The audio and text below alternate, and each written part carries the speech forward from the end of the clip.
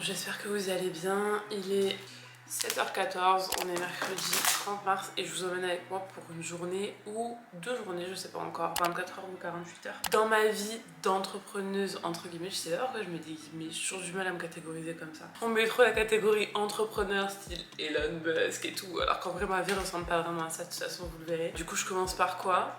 Juste par un grand verre d'eau, après on va aller à la salle. Je vais à la salle de sport 4 fois par semaine. Aujourd'hui, petite séance haut du corps. J'ai commencé depuis un bail, maintenant le programme d'Alaya, boutique d'enfer. C'est dur de se filmer comme ça dès le réveil, il y a plus limite quoi. Faut assumer. Money coming, money go. I've been at it on the low. Trapping out a while live. I can see the leaders doing this, we talking plans and maybe seeing you. Pull up on you, let me scoop. Nobody here but me and you. Got a little ring to it, turn that thing fluid in the coupe. Way you look, I know it's real. I'm on my Marshawn shit. I been really getting feel. You know why I'm here, don't act like you don't know how I feel. But let me tell you what you mean to me. Slide on me for that meet and greet. Vibe with me in the moonshine, sipping moonshine. Vous êtes sur une bougie hein, si jamais. Il est 9h15, je viens de rentrer de la salle, je me suis arrêtée à General Store. Si vous venez à Cape Town, le meilleur café du Cap. C'est vraiment trop bon. Là j'ai pris un latte au lait d'avoine et il est incroyable. Ce que je fais en général quand je rentre, c'est que je prends pas direct ma douche. Très sale, je bois mon café et j'en profite pour répondre aux messages que j'ai reçus sur Instagram, aux messages que j'ai reçus peut-être de mes clientes sur WhatsApp. Je check mes mails, je fais vraiment toutes ces choses là avant de prendre ma douche. Wow.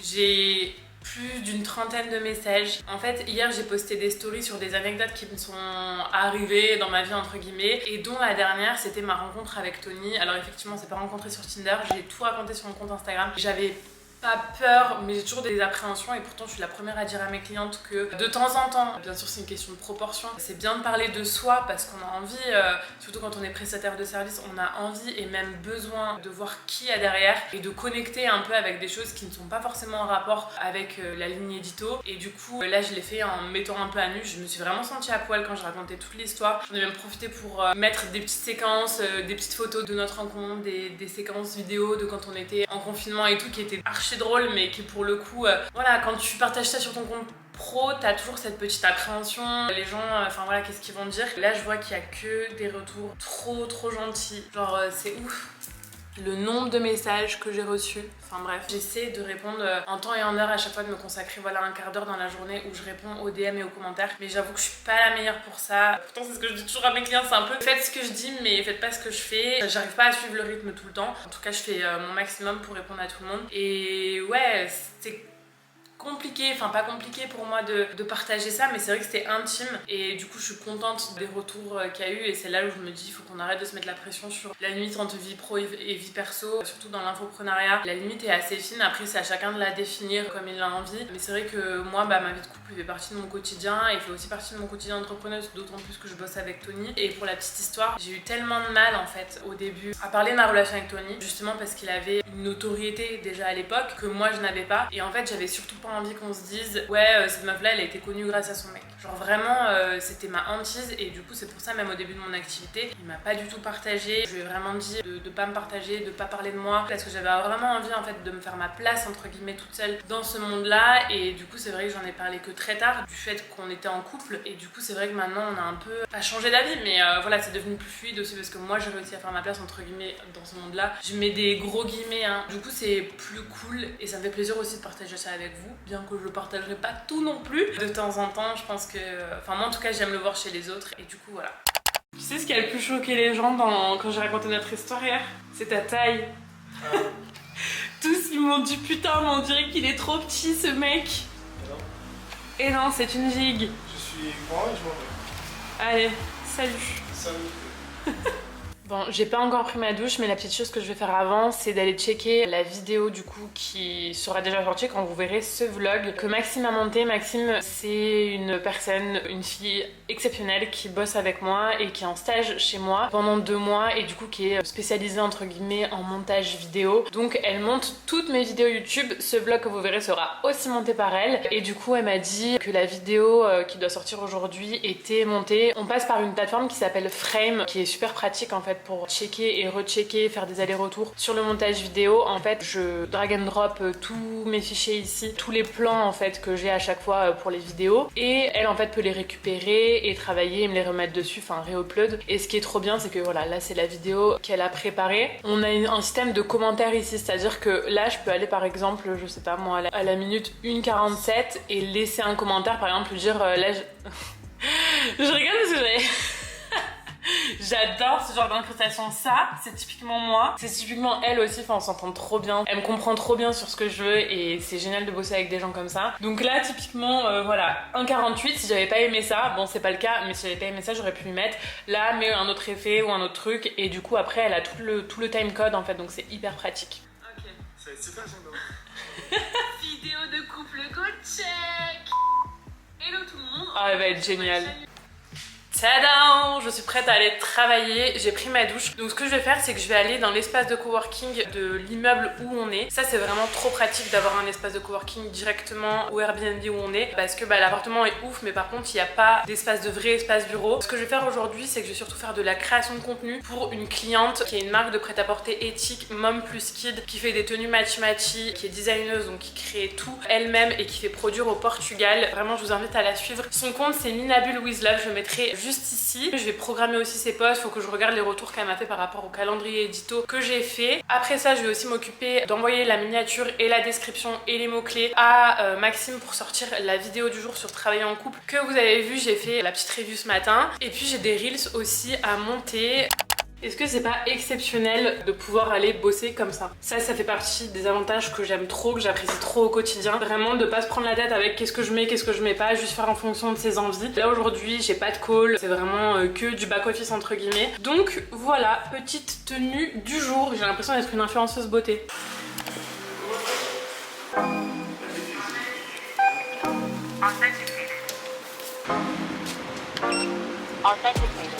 Et voilà l'espace de coworking. Comme je vous le disais, il n'y a pas souvent du monde, donc c'est encore mieux.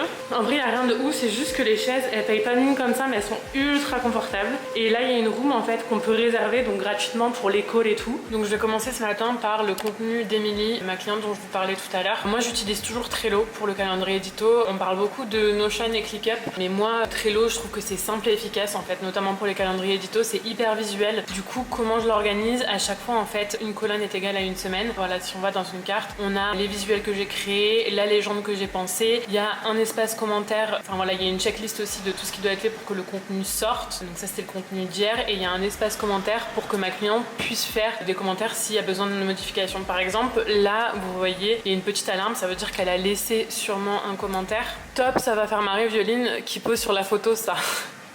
Voilà, donc c'est ce genre de commentaires. Après des fois il y a vraiment des modifications à faire. Pour le coup là c'est pas le cas, mais du coup je vais checker le reste et puis faire des modifs. Et puis il y a des reels que j'ai pas encore fait, que j'ai pas encore monté en fait pour elle. Et après je vais planifier tout ça. Donc on se retrouve dans quelques heures. Bon, petite pause, je suis toujours dans le coworking, il est midi et du coup c'est l'heure de poster mon reel du jour qui est justement sur le fait de pas se décourager quand on a par exemple un post qui flop sur Instagram, ça arrive à tout le monde. Donc c'est un peu pour déculpabiliser et surtout pour dire aux gens d'une façon un peu fun, du coup avec une bande son assez sympa, que voilà, c'est pas pour ça qu'il faut arrêter, il faut continuer, il faut persévérer et il faut se remettre en question aussi. Du coup c'est comme ça qu'on obtient des résultats. C'est un peu relou les reels, là je me suis tout envoyé, le texte, la couverture, la vidéo, parce qu'en fait c'est le seul format sur Instagram qu'on peut pas programmer. Et du coup ça fait une charge mentale à chaque fois de se dire putain il faut que je sois publié à midi, à 18h, bref peu importe, mais il faut que je sois présent pour publier au moment T et tout. Donc ça c'est un peu relou, mais au-delà de ça, alors je sais que les reels sur Instagram c'est un format hyper controversé, genre il y en a qui adorent, il y en a qui détestent, je crois que c'est soit l'un soit l'autre. En général il faut savoir que c'est très mal appréhendé en fait la plupart du temps. La plupart des gens qui n'aiment pas ça aiment pas ça parce que soi-disant c'est un format trop futile, pas professionnel et tout. On peut faire plein de choses avec les reels, on peut faire comme moi effectivement des choses qui sont fun et tout, ça marche super bien, mais aussi on peut faire de l'éducatif sans souci. Moi c'est un format que j'adore vraiment, alors au-delà du fait de son potentiel en fait de viralité et de visibilité surtout, moi ce que je trouve c'est que c'est un format hyper créatif, c'est le format pour moi le plus créatif sur Instagram. Voilà, on peut faire plein de choses, on peut faire des transitions, on peut vraiment s'éclater, et aussi c'est un format justement qui est hyper impactant je trouve de par le format vidéo tout simplement. C'est pas parce que par exemple la vidéo c'est une accroche, c'est-à-dire c'est un truc fun qu'on peut pas faire passer de vrais messages derrière. On peut vraiment, à travers la légende, expliquer un concept, donner des détails. Donc c'est vraiment un super format. En tout cas, je t'invite vraiment au-delà des apparences parce que on peut facilement se dire c'est pas fait pour moi parce que j'aime pas les stories face cam ou j'aime pas montrer ou j'ai pas envie de faire le pitre et tout. Il y a plein de façons d'utiliser les reels. Donc vraiment de voir un peu plus loin et de te demander toi dans ta thématique par rapport à ton positionnement et à ta clientèle cible, qu'est-ce que tu pourrais mettre en place en termes de stratégie de reels. Voilà.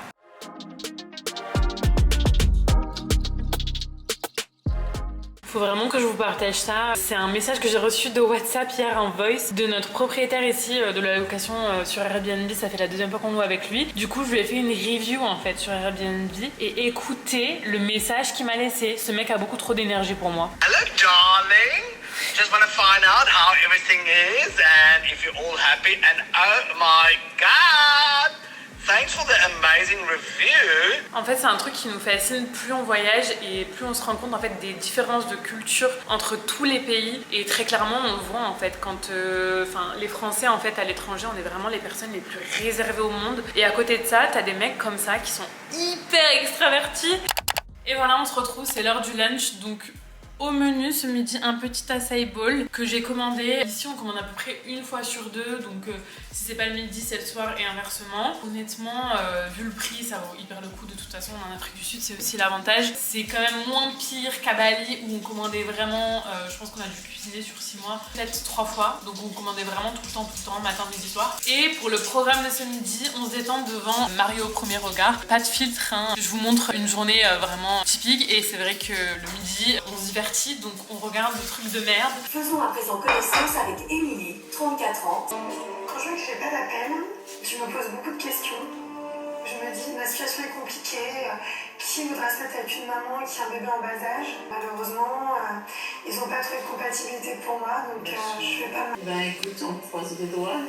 Ok, donc là on a fini de manger, retour au taf. Cet après-midi je vais continuer la création de contenu pour Minabule et je vais aussi créer du contenu pour moi, pour mon propre compte. J'ai notamment des reels à monter et il faut que je structure aussi une future vidéo YouTube sur mon bilan en Afrique du Sud. Je sais qu'il y a beaucoup de personnes qui comprennent pas qu'on passe autant de temps entre guillemets à créer du contenu. C'est l'éternel débat. Pour trouver des clients, est-ce qu'il faut créer du contenu ou prospecter directement? Moi perso j'ai fait mon choix depuis très longtemps. Ça m'a paru aussi tellement évident de me faire connaître en créant du contenu parce que c'est aussi mon métier de base. Il y a beaucoup de community managers qui me demandent mais est-ce que c'est mieux de prospecter, est-ce que c'est mieux de créer du contenu? Moi je pars du principe que quand on est dans le métier de la communication digitale, c'est quand même toujours mieux de trouver des clients pour aussi montrer qu'on est capable de le faire et montrer ses compétences. Donc moi c'est le choix que j'ai fait. Ça comporte aussi l'avantage qui est à mon sens énorme. Vous allez pouvoir capitaliser vraiment sur les efforts que vous aurez fait dans les mois qui précèdent, dans les années qui précèdent. Toute cette communauté en fait que vous montez et qui prend énormément de temps à construire et à animer. Certes, c'est beaucoup d'efforts, mais en même temps, tous ces efforts que vous avez fait dans le passé vont porter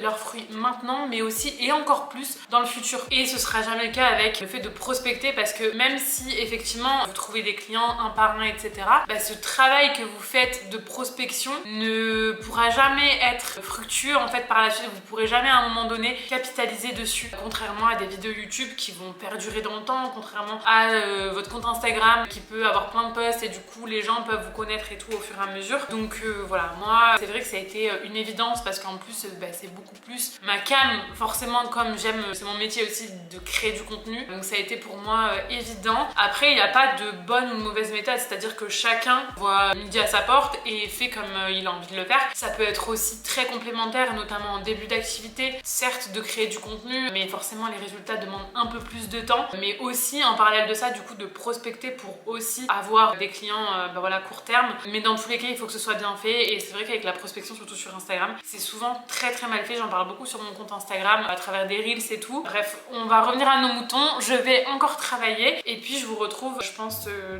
dans la journée quoi. Alors faut savoir que le mercredi c'est aussi le jour de la semaine où je réponds à toutes les questions qui m'ont été posées justement au cours de la semaine par les membres de ma formation Insta School. Donc cette semaine exceptionnellement c'est la deuxième fois je crois que ça m'arrive, j'ai lancé la formation en novembre, j'ai pas du tout de questions de la part des apprenants. Ça c'est plutôt cool parce que j'ai pas du coup de vidéo à faire, mais normalement ça se présente comme ça pour vous montrer un peu. Là du coup il y a tous les cours vidéo en fait de ma formation. Tout en bas il y a ce que j'ai appelé justement l'Instabox, donc c'est les FAQ hebdomadaires. Il n'y a pas de limite de nombre de questions questions auxquelles je peux répondre, ni de limite de sujet, donc c'est vraiment assez libre. Pour vous donner un petit exemple, voilà, sur celle de la semaine dernière, on avait 3 questions, dont l'analyse du compte d'Alexandra, trouver des influenceuses pour une marque de cosmétiques naturels, et l'algorithme pénalise-t-il les posts programmés par Facebook Creator Studio, question de Rebecca. C'est une vidéo que je tourne à chaque fois et que je publie avec un timecode pour que les élèves savent à quel moment je réponds précisément à leurs questions. C'est vraiment un format qui est vraiment apprécié parce que bah voilà, je prends le temps en fait de répondre aux problématiques que chacune rencontre. Par exemple, l'analyse de compte, elle est quand même assez longue, elle dure plus de 13 minutes. Il y a eu des FAQ qui étaient encore plus longues, donc vraiment je prends le temps à chaque fois, peu importe le nombre de questions, peu importe le temps que ça me prend, de faire un retour personnalisé et complet sur les problématiques. Et vraiment, petite précision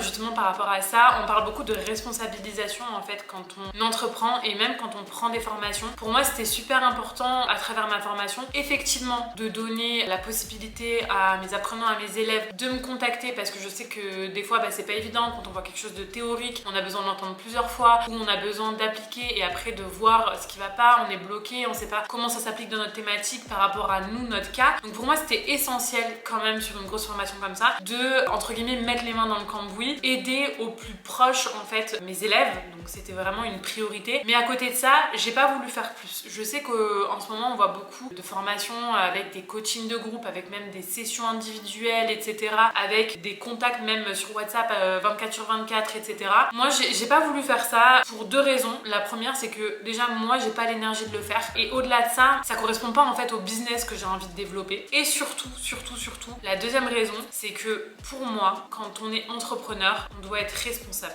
on doit se responsabiliser. Si on a pris une formation en ligne, je veux dire, moi j'ai été très claire sur cette formation en ligne que je proposais, tous les cours vidéo sont à suivre en autonomie. Donc à partir du moment où tu sais ça et où bah du coup t'achètes le programme, j'ai pas envie en fait de devoir mettre des coups de pied aux fesses à mes élèves, j'ai pas envie en fait d'avoir cette expérience là pour eux, et j'estime que mes élèves sont assez grandes, assez autonomes, elles sont entrepreneuses, elles savent pourquoi en fait elles doivent avoir des résultats sur Instagram, et du coup j'estime que ce système de réponse à leurs questions hebdomadaires est largement suffisant pour pouvoir progresser tout en se responsabilisant et en se disant bah en fait là voilà, il faut que je fasse moi-même, etc. Moi j'ai pas envie en fait d'avoir cette posture de maîtresse d'école entre guillemets qui vérifie les devoirs des uns des autres. En tout cas, c'est ma méthode, c'est ma pédagogie, j'en suis très contente, les résultats sont là, il y a vraiment aucun souci avec ça, je sens pas le besoin ou l'envie de faire plus. Moi je sais aussi qu'en tant que personne, bah je préfère largement, mais vraiment à 1000 fois, les formations en ligne que les programmes style coaching de groupe, machin, où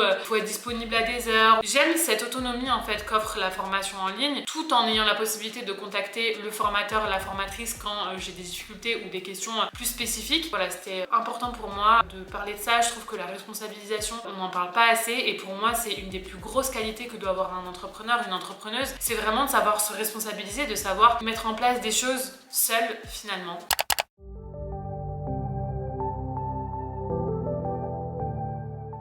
Bon, autre petite pause, là je suis en train de télécharger le teaser que m'a fait Maxime pour la vidéo qui sort à 17h sur ma chaîne YouTube. Donc je vais la poster en fait en story en mode teaser, et c'est là que je me rends compte en fait, même en vous filmant aujourd'hui, que toutes ces choses là prennent énormément de temps. Même si c'est que des petits trucs et tout, mis bout à bout ça prend énormément de temps de poster des stories, d'échanger, de répondre aux commentaires, de publier des reels, là de faire un vlog. On se rend pas compte en fait quand on le fait pas, mais je vous assure que au quotidien quand on est créateur de contenu, c'est des choses qui prennent énormément de temps. C'est des choses en plus que les gens voient pas, enfin en fait souvent s'en rendent pas compte. Donc voilà, je vais publier le teaser et après j'ai préparé une petite surprise à Monsieur Tony que j'ai dégagé de l'appartement en disant que j'avais une vidéo YouTube à tourner, une vidéo donc bilan en Afrique du Sud que je vais tourner du coup demain. En fait c'est pour ses 100 000 abonnés. J'ai préparé un truc vraiment super instagrammable. Je voulais trop marquer le coup en fait avec une déco assez kitsch. Moi c'est un truc que j'aurais adoré qu'on me fasse. Maintenant Tony le connaissant, c'est pas trop son truc, mais je voulais absolument trouver un truc pour marquer le coup parce que bah, c'est pas tous les jours qu'on a 100 000 abonnés sur YouTube, j'ai envie de dire. Là il est 17h15, à 17h30 normalement je me fais tout livrer, donc après faudra que je prépare l'appart et tout, que je prépare la surprise, sachant qu'il est en train de péter un câble parce que du coup j'ai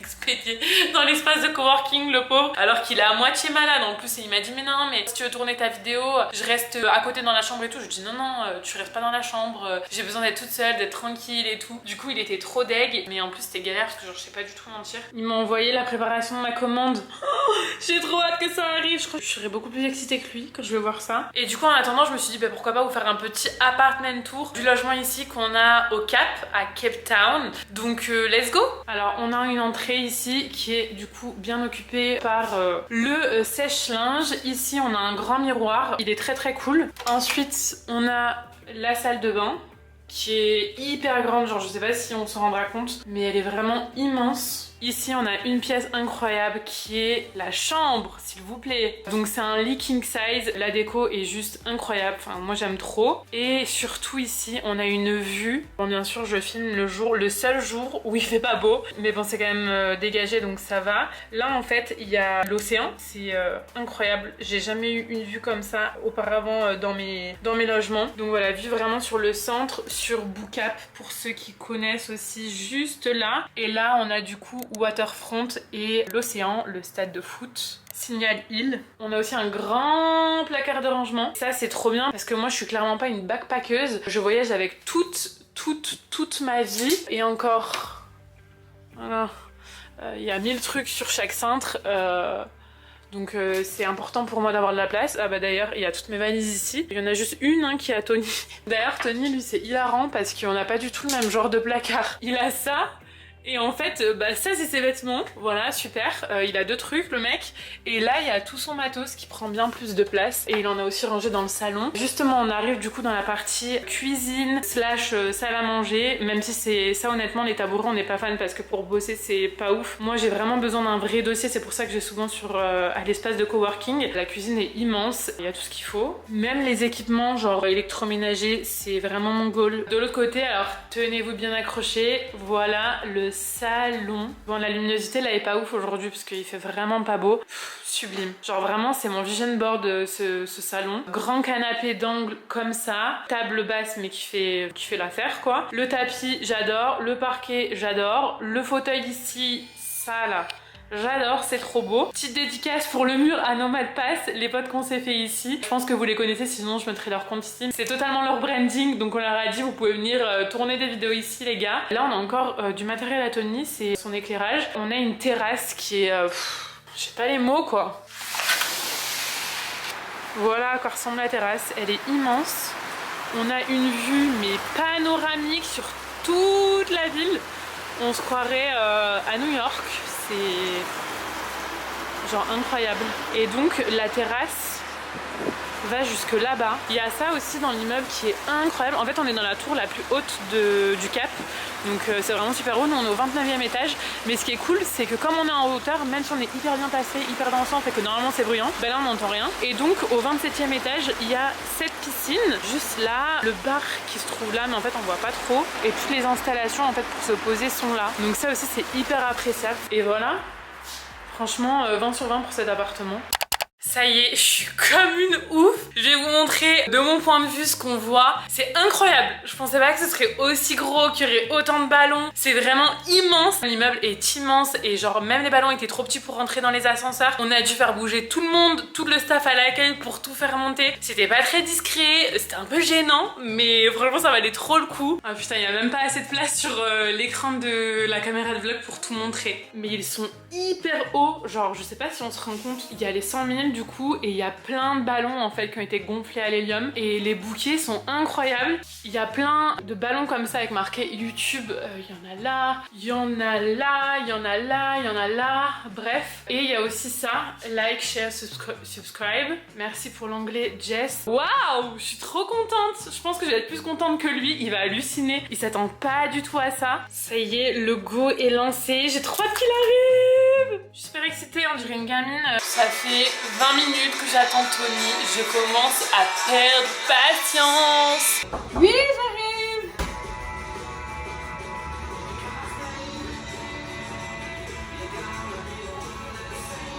Non. Oh.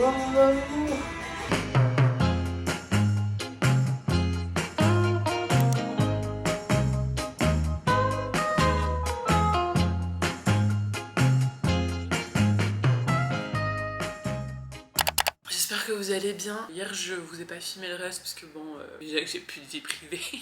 Déjà que je vous en montre beaucoup, voilà, on voulait partager ce moment tous les deux. Je sais pas comment c'est perçu de l'extérieur en fait, de faire ce genre de célébration pour 100 000 abonnés. Je peux comprendre que ça peut paraître superficiel quand on n'est pas dans ce monde-là. Et puis nous on est les premiers à ne pas systématiquement fêter quand on passe un certain palier d'abonnés parce que c'est pas ce qui reste le plus important, vraiment loin de là, de toute façon on le dit tout le temps. Là c'était vraiment un coup à marquer parce que 100 000 abonnés sur YouTube c'est énorme. Tony a fait ça 100% en organique depuis le début de sa chaîne, il a posté des centaines et des centaines de vidéos. Au départ ça a pas toujours marché et c'est vraiment le fruit de travail, de persévérance, d'heures et de journées entières à tourner, à monter, à exporter, à perfectionner, à trouver des idées de vidéos qui sont originales et tout. En fait c'est pas fêter une célébration business parce qu'en soi 100 000 abonnés, enfin quand il en avait 95 000 il avait exactement le même chiffre d'affaires entre guillemets, mais là c'est vraiment fêter une victoire en tant que créateur de contenu. Je pense qu'il n'y a pas beaucoup de personnes qui peuvent se dire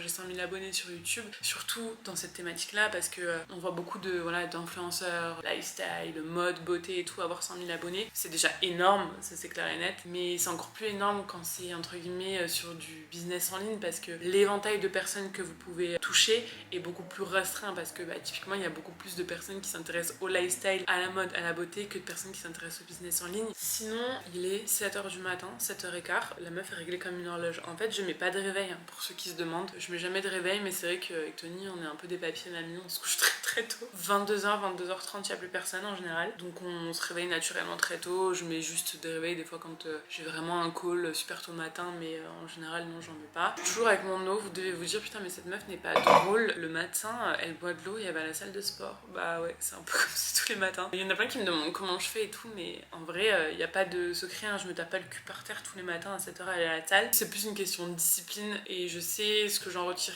de bénéfices en termes de vraiment de sensation, de bien-être global. Et c'est vrai qu'on a des tafs qui sont assez sédentaires, enfin pour pas dire même 100% sédentaires. Voilà, on travaille derrière un bureau donc se bouger les culs un peu tous les matins, ça fait du bien. Black boy joy, she wanna see the Forbes like I wanna see her form. Tell me what you for, yeah, hey, and pay me what I'm owed, yeah, yeah, yeah, yeah, all this money on me, yeah, yeah, cash rolls all around me, yeah, yeah, all this money around me, yeah, yeah, cash rolls all around me. Bon et sinon je voulais quand même vous montrer la vue depuis la terrasse le matin parce que les couleurs sont beaucoup trop belles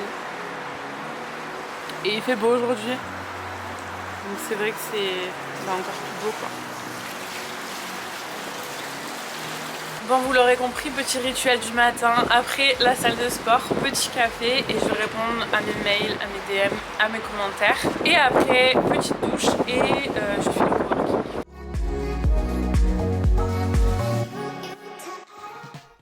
Étape du maquillage, alors faut savoir que je me maquille quasi jamais. Aujourd'hui je vais tourner une vidéo cet après-midi, du coup je me maquille, Je sais pas si on peut se dire se maquiller parce qu'à ce stade là en fait je mets une bébé crème et je mets du mascara. Je sais pas vous mais moi autant j'adore faire ma skincare et tout, mais alors quand je me maquille ça me saoule. Bon après t'es contente du résultat même si c'est pas grand chose, au moins t'as pas une tête de cul. Non mais regardez-moi ça. Qui ne sait pas se mettre correctement du mascara? C'est une catastrophe. Et puis là j'ai fait plein de paquets. C'est vraiment pas mon fort quoi. Je suis mieux coach Instagram que maquilleuse.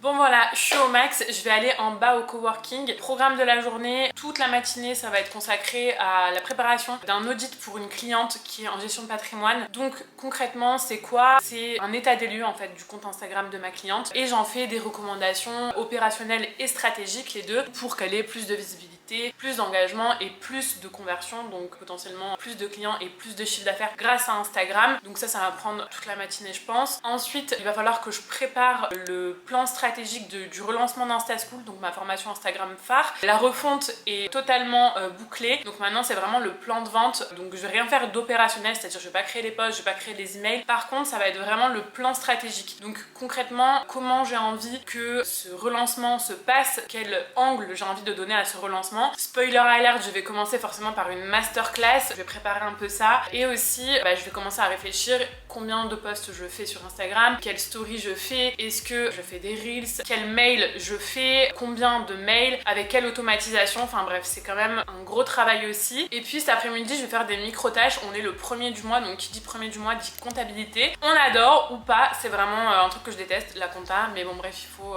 le faire hein, de toute façon. Je pense que ça va me prendre une demi-heure à peu près, le temps de remplir mon tableau. J'ai un tableau de suivi, de tracking de tous mes revenus parce que c'est important pour moi déjà d'avoir un œil sur mon chiffre d'affaires et surtout sur la répartition de mon chiffre d'affaires, combien j'ai gagné grâce à la prestation de service, grâce au coaching et grâce à la formation chaque mois, voir un peu la répartition entre les pôles, faire aussi ma trésorerie, regarder au niveau de mes charges, etc. Et il faut savoir aussi que au niveau des banques, nous avec Tony on a un projet d'achat immobilier, donc pas pour nous mais pour faire de l'investissement locatif. Les banques regardent aussi ce genre de documents parce que comme vous le savez, les banques sont pas très chauds pour que les entrepreneurs empruntent, mais quand vous arrivez avec ce genre de documents, ça fait beaucoup plus sérieux et surtout vous montrer que vous avez une bonne gestion financière, donc c'est super important. Et ensuite je vais tourner une vidéo, donc ma vidéo bilan 3 mois en Afrique du Sud. Il y a beaucoup de personnes qui m'ont demandé, donc notamment des digital nomades, comment ça se passait sur place, quelles étaient mes impressions, les avantages, les inconvénients. La sécurité, c'est un sujet qui revient beaucoup ici, donc j'ai préparé la structure hier parce que je voulais pas non plus partir dans tous les sens et il y avait des choses que j'avais peur d'oublier, donc j'ai tout noté. Du coup je vais tourner cet après-midi. Donc voilà le programme de la journée, je vais arrêter de parler et m'activer. Petite pause et monsieur a fait à manger. Ça c'est pas l'homme parfait. Ça c'est quoi? C'est des trucs butternuts? Ah c'est des falafels? Non, c'est des falafels de pois chiches. Butternut, j'en sais rien. Bon on sait pas trop. Et puis voilà, on va se foutre devant un petit programme à la con pour ce midi comme d'hab hein. Les backstage de la vidéo YouTube que je viens de tourner sur mon bilan en Afrique du Sud, c'est vrai qu'on se rend pas bien compte à chaque fois de tout le setup que ça demande. Mais ici, on a une lumière. Là, on a l'appareil photo qui est branché sur secteur parce que sinon il n'y avait pas assez de batterie. Et ici, un micro-cravate pour tourner cette vidéo. Alors on se retrouve un peu plus tard, il est 17h30 et je pense que je vais m'arrêter là pour aujourd'hui. Je vais juste finir, clôturer ce vlog et envoyer les plans à Maxime. En fait c'est fou parce que je me disais mais j'ai l'impression d'avoir rien filmé, mais en même temps je pense que ce serait une bonne conclusion à ce vlog. C'est que la vie d'une digital nomade, que ce soit à Bali, que ce soit en Afrique du Sud, que ce soit au Portugal, que ce soit en France, la plupart du temps je suis derrière mon ordi en fait tout simplement. De toute façon j'allais pas vous mentir, vous l'avez bien vu pendant ces 2 jours. Vraiment 80% de mon temps je le passe derrière mon ordi à travailler et tant mieux que ça fasse ressortir ça parce que trop souvent on a l'impression que être digital nomade, travailler en ligne, être dans l'entrepreneuriat c'est kiffer sa vie tout le temps, avoir une vie incroyable etc, une vie de rêve. Alors certes moi je ne changerai ma vie pour rien au monde, je suis hyper contente de ce que m'offre l'entrepreneuriat et le fait d'être libre entre guillemets, c'est à dire que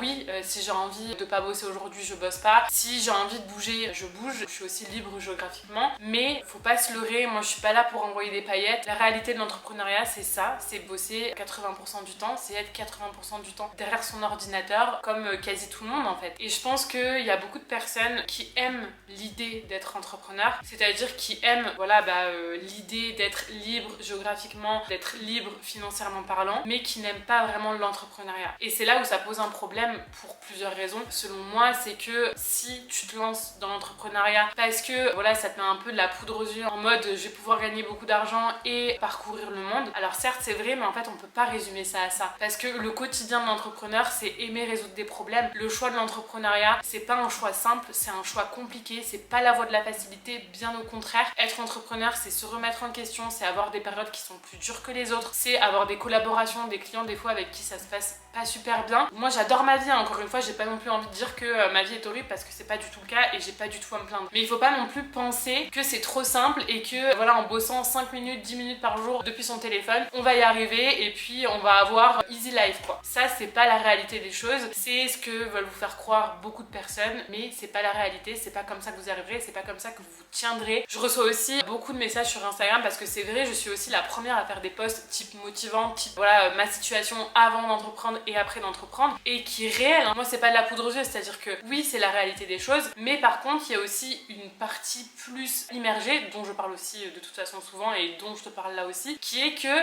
c'est pas simple, c'est-à-dire que c'est des sacrifices. Au départ tu te lances, tu sais pas si ça va fonctionner, il faut persévérer. Moi j'ai eu la chance déjà d'avoir de l'expérience quand je me suis lancée, d'avoir un diplôme, donc c'est des choses qui m'ont énormément aidé à trouver des clients. Trouver des clients, ça se fait pas en un claquement de doigts, encore moins si t'as pas de compétences, enfin en tout cas pas de compétences au début à offrir à des clients. Donc faut pas non plus penser que c'est trop simple et que ça va être une manière comme une autre de voyager et de vivre la grande vie quoi, parce que c'est clairement pas le cas. Ce vlog au final il est vraiment au plus près de la réalité et au plus près en tout cas de ma réalité, qui est que certes on a des avantages de ouf quand on est entrepreneur et quand on est digital nomade, mais le quotidien ça reste un quotidien classique en fait, c'est juste qu'on est à l'étranger pour vivre ça. Donc voilà, je pense que je viens au bout de ce que j'avais à dire. En tout cas j'espère que ça t'aura plu, j'essaie quand même que ce soit un minimum constructif et quand même qu'on apprenne des choses sur ma manière de travailler et sur ce que je fais au quotidien. N'hésite pas à me laisser ton avis en commentaire, dis-moi ce que t'as aimé, peut-être ce que t'as moins aimé, ce que t'as appris, ce que t'as pas appris, et toi aussi ta vision de l'entrepreneuriat, l'image que tu t'en fais. Et puis je te dis à très bientôt.